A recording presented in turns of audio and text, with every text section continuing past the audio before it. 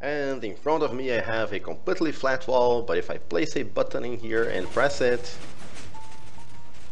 aha, it opens a secret door for us. And guys, this is my 4x4 flush door that I made last year. By the way, this is how it looks from the other side.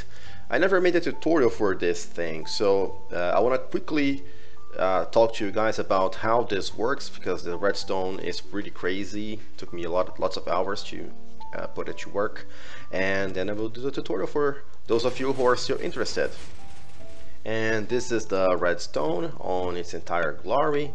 It's only 3 wide and a total of 264 blocks, which makes this one the smallest 4x4 flush door made so far. And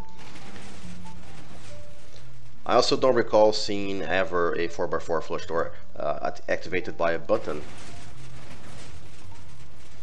You can also have a button on the opposite side right here. So let's talk a little bit about the redstone in here. So this one was designed in 1.11 and it works in 1.12.2. I think it's going to work perfectly in 1.13, so don't worry. So the first thing that made this thing absolutely compact, as you can see guys, it's piston layout size on all sides. You can see the pistons in here and on all sides except for the top, because I wanted this to be powered from outside and send the signal to the other side. So yeah, the top was really complicated. As you can see now, it's just like a redstone line in here and things like that, but trust me, it wasn't that simple to come to this solution. And the first thing that I changed here in relation to what most people do when they are trying to design 4x4 flush doors is the piston layout. So as you can see on the top, I have only 2 pistons, and then I have this group of 3 in here. So those are but powered through this block, but those pistons are powered directly at the right time when this line extends. Those are bud powered, and those very interestingly are powered through this moving red observer block. So the way it goes is those pistons will extend, those 2, when you click the button. And as you can see, we have a group of 3 pistons in here, but only 2 pistons on this side, because the door block to this other guy comes from the ceiling. As you can see, we have 4 pistons at the front here. This is also different. Because I only have 2 pistons in here, I can bud power this guy, and then I send a signal that goes around. So it goes like this, this, this, and then it moves up again, and then it powers this piston.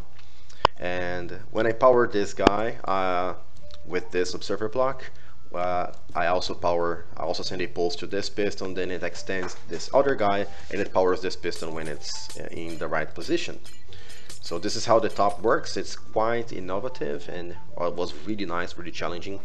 Took me a few hours to do this, but nothing compared to the bottom. The bottom is really complex. Lots of signals. I had to synchronize so many things, and this took me like 2 days to do. So this is how the retraction goes. So it retracts this entire structure in here. So here at the front, you can see that we have a 2x3, so 6 blocks. The slime block structure is a total of 5 blocks, so total of 11 blocks. And then here we have a piston, and those 2 are pistons. So this will do the double extension. It needs a triple extension. But the problem is, whatever piston extends in here will have to pull the other one. So it's already lifting a total of 12 blocks, right? And 12 blocks is the push limit. But the problem is this guy. This piston is also attached to the slime block structure down there. So if I can show you guys this, if I power this piston, it's not actually able to extend because it's beyond the push limit due to this guy being in here. The same goes for this other piston.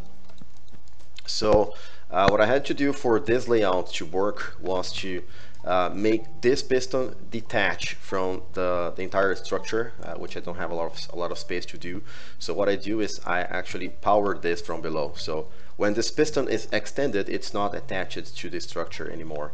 So now I can extend any of those pistons. So as you can see, the structure moves now, and I can power it. Well, it's actually powered from the side now, so and yeah, those are basically the tricks that I used here. But the powering mechanism is very complicated, as you can see here.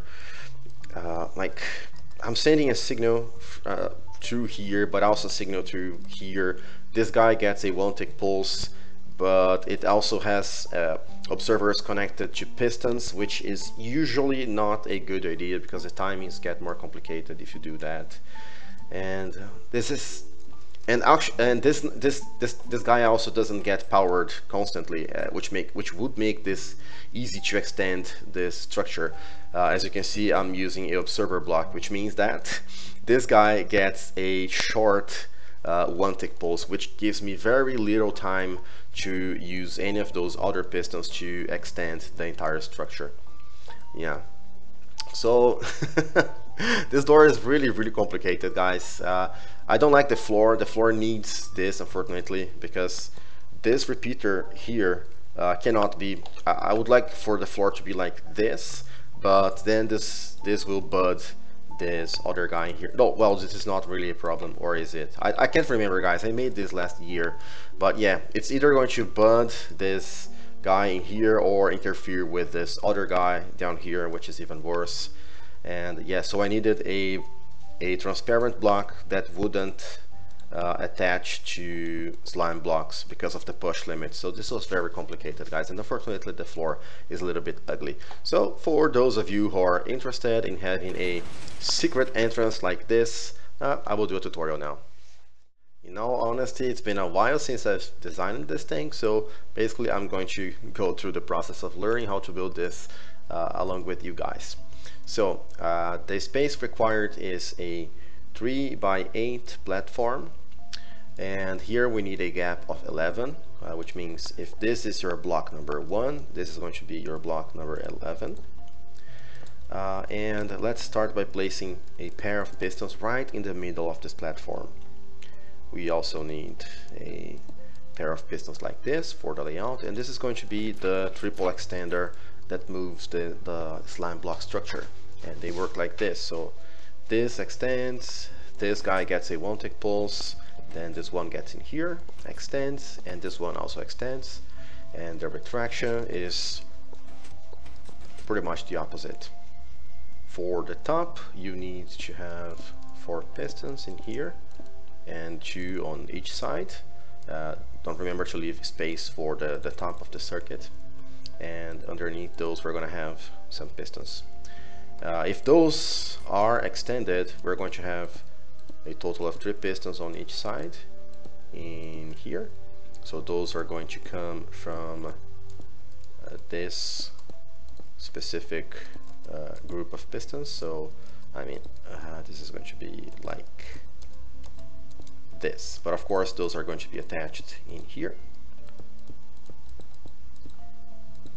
Oops, I mean like this. And this is how your piston layout looks now. And the last step before we start building is to prevent all of those things from moving, which is a really smart move. So we need movable blocks in here. I'm using furnaces, but you can use whatever is more convenient for you. For whatever reason, we need a hopper in here. I don't remember why. And then we need to block all of those guys in here, and also those, and those, and actually we also need to block those 2 because we have observer blocks, movable observer blocks down here, so we don't want those to fire as well. When we start wiring this thing, there are lots of observer blocks that will try to fire, so make sure to block all the possibilities so those pistons won't fire. So our input can be this block. So from this we can have redstone wire going around like this, and then repeater, block, regular piston. So this is responsible for this side alone. And now sticky piston facing down. Now this guy goes in here, and we need another solid block by these pistons so they get powered at the right time. Also from this side goes another. Oh yeah, this piston fired, but it doesn't matter. We have another observer, then redstone dust, a observer facing upside down, and then a solid block in there. And down here all we need is redstone dust, just like you see here. So this should be all for the red circuit. I replaced the furnaces with obsidian blocks to make it less distracting, and also I've forgotten to tell you guys to place one solid block in here. We need this block in there. So for the sides, we need to have a observer block in here that comes out of the block of 2, not the block of 3, and then it powers a repeater on 2 ticks, and here we place another one. This is different here on the opposite side. So here we need actually a pair of dropper and hopper. So dropper there, hopper, place one fern inside, and then here we have another observer on top, right? So from these you can have your observer blocks pointing inwards, and then the sticky pistons in here, and place one observer block on top of each. So this is how I can break this block. So this is how it looks like. It looks like from the bottom. So yeah, I think it's a good idea to have our 16 movable blocks in place already. So let's start by placing 1, 2, 3, 4, 5, 6, 7, 8, 9, 10, 11, 12, 13, 14, 15, and 16. So those are all the movable blocks of the door. Now let's start the complicated part. So we place another piston diagonal to this other one facing downward, and an observer that is not connected to this piston up here. So this guy gets powered by this blue block. We also need a observer to do this.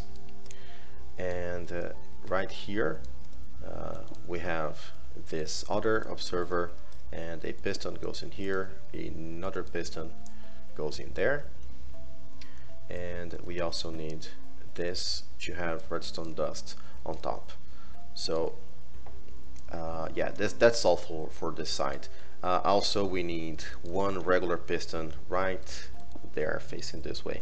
On this other side we have this 3x3, and in the middle we have a piston and another one in there, a observer block on top of this guy, and another one in here. From this we also need 3 observer blocks, so 1, 2, 3, and then another one right there, and you can have a hopper right there. So this is the front side. As for the other side, we can have a observer coming down from this hopper, then another hopper, then observer block again. Then here we just need an observer block placed upside down. Let me just fill this in, and 4 more observer blocks. So 1, 2, 3, and 4. Here 1 repeater on 1 tick. Then here we need a movable block. I'm choosing to place a furnace and have a fern inside, just for good luck. And this repeater has to face the same furnace. So this is the direction this repeater goes, and it's on 2 ticks. And finally we can have redstone dust in there. So the signal goes back to the furnace, just like this. Alright, at this point we can get rid of all the unmovable blocks here in the middle, and nothing that moves can touch the slime block. So you just place blocks that can't move. But as I told you guys, unfortunately we have to use a hopper in here because of this repeater in there, and also we need one solid block in here. When this observer block comes up, it powers this guy in there. So yeah, this is pretty much ready for us to run our first test. So press the button and something is broken, so let's try this again. Okay, so let me check what that is. Alright guys, it's everything was alright except for this. On this section right here where you have this hopper, you hold shift and you place one repeater facing this way. This guy wasn't getting powered in there, so let's try this once again. Now it's closed. Now it's open, so you can close the door now, and you can fill in the gaps with solid blocks or whatever kind of block that you want for decorating your door, like this. Yeah, you can have your floor in here.